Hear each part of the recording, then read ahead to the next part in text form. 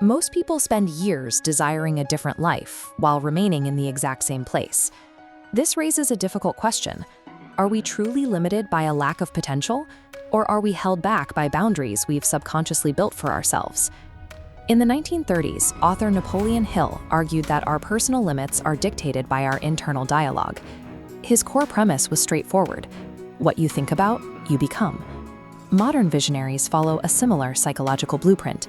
Success on a massive scale requires an internal image of capability that matches the difficulty of the goal.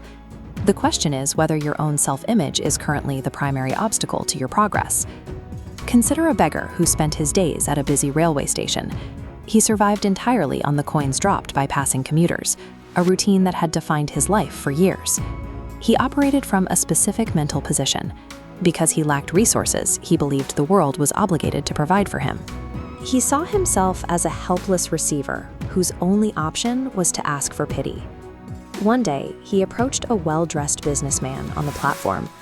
Looking at the man's expensive suit, the beggar assumed that the man's wealth created a responsibility to give him a handout. This is the core of the beggar identity. When you believe you are empty, you only interact with the world by asking for value, rather than finding ways to create it. But the businessman didn't reach for his wallet. Instead, he stopped and asked the beggar a question he had never heard. Have you ever actually given anything to anyone? The beggar fell back on his usual label, explaining that as someone with no possessions, he had absolutely nothing to offer anyone. The businessman countered with a lesson in basic economics. He explained that a healthy market relies on exchange. If you offer zero value to others, you lose the logical right to expect value in return. This diagram illustrates the economic baseline the businessman introduced. When the value given column is at zero, the right to receive follows it to the bottom. The beggar realized his poverty was a direct result of offering no return on society's investment. For 2 days, the beggar sat in silence, paralyzed by the idea that he needed to give before he could receive. He searched the station for anything he could possibly possess that held worth to a stranger. He eventually noticed a patch of wild flowers blooming near the tracks.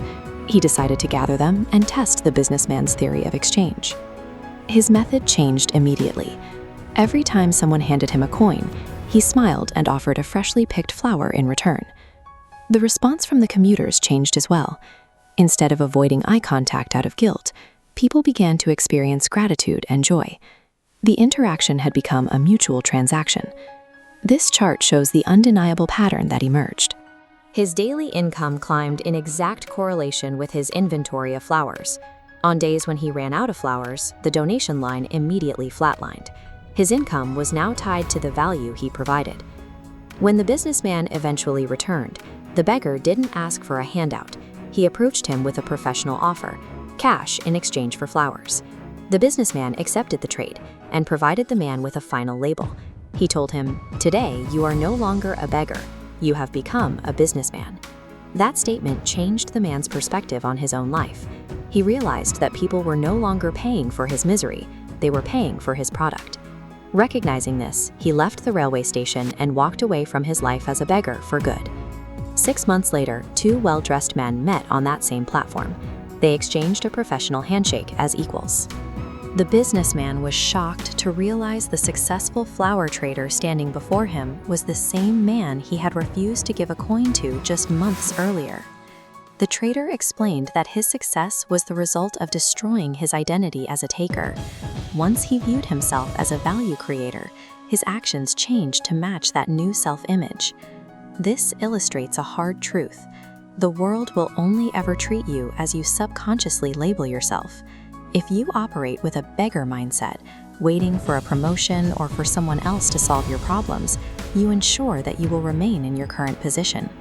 By recognizing your potential to provide value, you change how you look for opportunities. When you stop acting like a victim of your circumstances and start acting like a participant in the market, your results reflect that change.